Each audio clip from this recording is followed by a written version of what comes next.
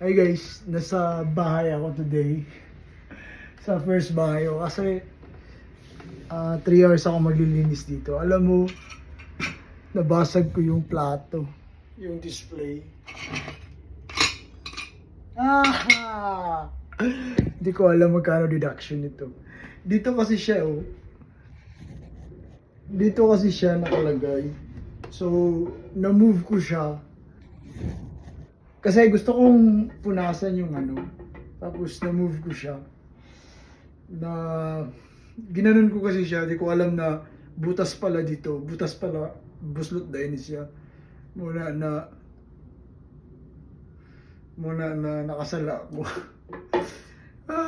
Kadlok. Wala tayong mabuhat. Ang limpyo man ta.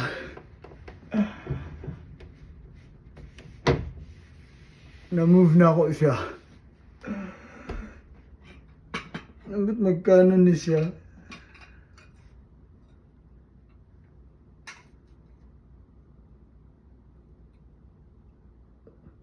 Ano to, 700 IKEA? Kaltas sa sahod guys. Kape pa naman maglimpyo tapos makaltasan. Pero sige lang.